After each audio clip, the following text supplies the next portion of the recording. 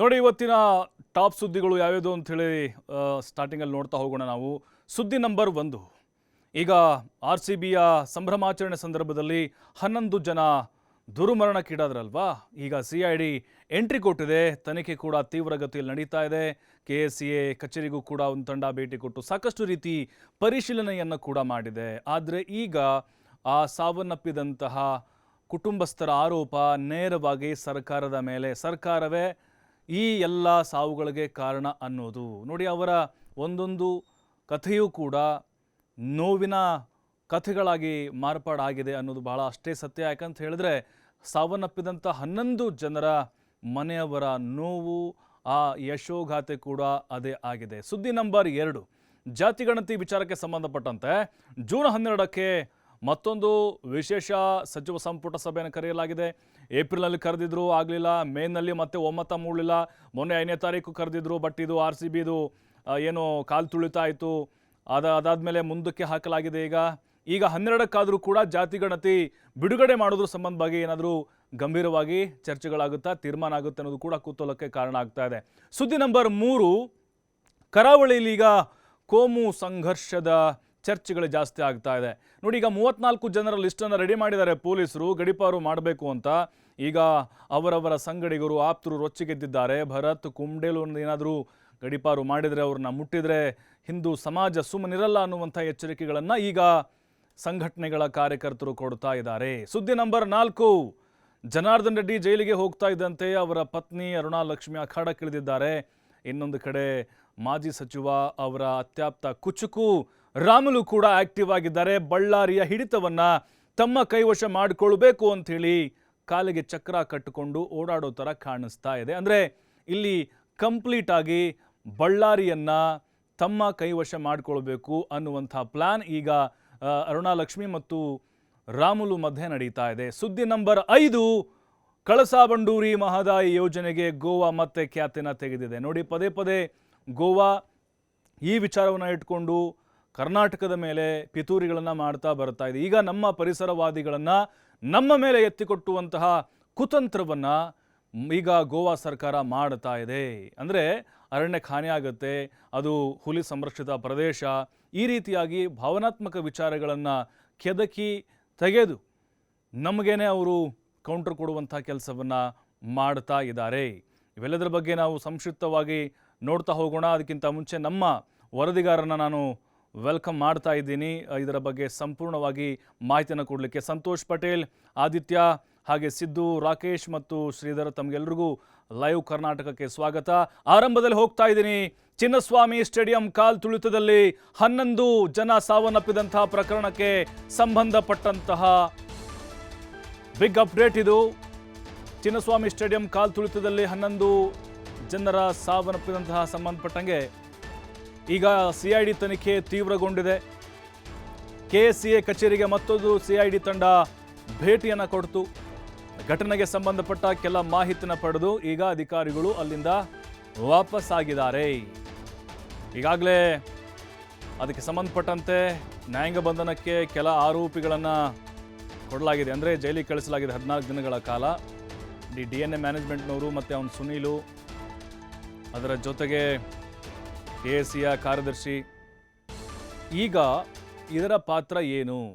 ಸರ್ಕಾರದಿಂದ ಇವರು ಪರ್ಮಿಷನ್ ತೆಗೆದುಕೊಂಡಿದ್ರಾ ಇಲ್ವಾ? ಪೊಲೀಸ್ ಭದ್ರತೆ ಇವರು ಕೇಳಿದ್ರಾ ಇಲ್ವಾ?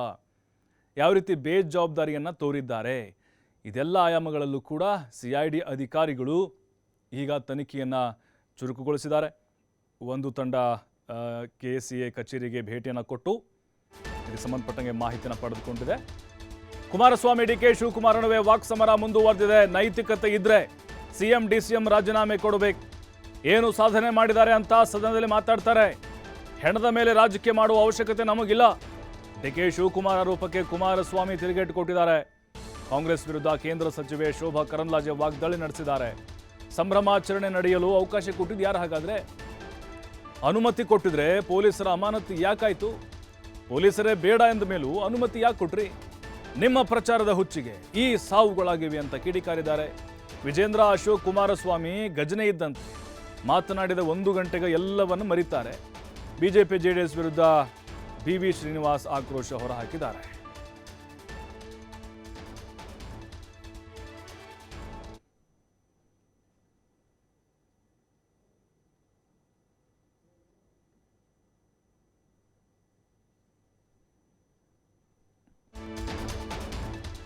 ಕಾಲ್ತುಳಿತದಲ್ಲಿ 11 ಮಂದಿ ಸಾವಿನ ಸುದ್ದಿ ಕೇಳಿ ಶಾಕ್ ಆಗಿದ್ರ ಹಾಗಾದ್ರೆ ಸಿಎಂ.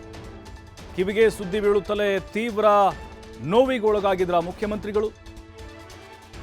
ಸುದ್ದಿ ಸಿಎಂ ಸಿದ್ದರಾಮಯ್ಯ ಕಿವಿಗೆ ಬಿದ್ದಿದ್ದೇ ತುಂಬಾ ವಿಳಂಬ, ಅಲ್ಲಿ ಡಿಲೇ ಮಾಡಿಬಿಟ್ರು ಅಂತ ಅನ್ಸುತ್ತೆ. ಇದೇ ಕಾರಣಕ್ಕೆ ಕಮಿಷನರ್ ಬಿ ದಯಾನಂದ್ ಅವರನ್ನ ಅಮಾನತು ಮಾಡಲಾಯಿತಾ? ಸಾವಿನ ಸುದ್ದಿ ವಿಳಂಬವಾಗಿ ನೀಡಿದ್ದಕ್ಕೆ 5ರನ್ನ ಸಸ್ಪೆಂಡ್ ಮಾಡಿದ್ರಂತೆ.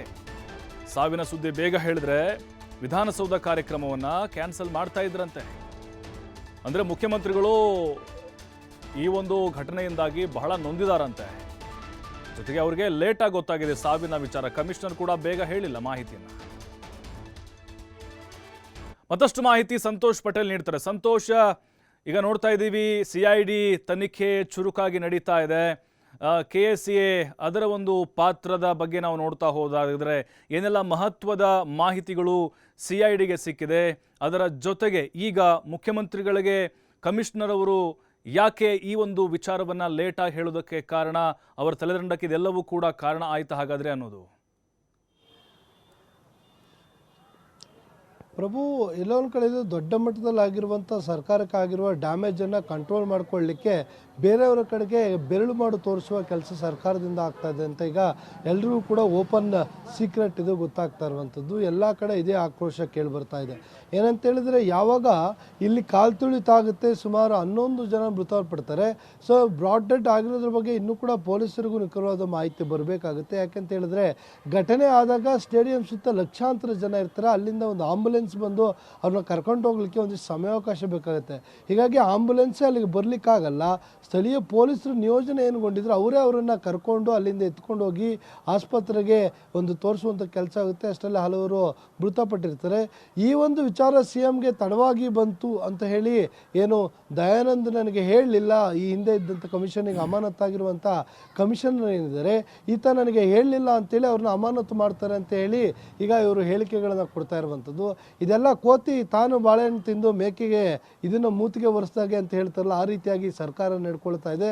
ಯಾಕೆಂತ ಹೇಳಿದ್ರೆ, ಇನ್ಸಿಡೆಂಟ್ ಆದ ಬೆನ್ನಲ್ಲೇ ಎಲ್ಲ ಮಾಧ್ಯಮಗಳಲ್ಲೂ ಕೂಡ ಸುದ್ದಿ ಶುರುವಾಗಿತ್ತು, ಬರಲಿಕ್ಕೆ ಶುರುವಾಗಿತ್ತು, ಪ್ರತಿಯೊಬ್ಬರಿಗೂ ಕೂಡ ರೀಚ್ ಆಗಿತ್ತು.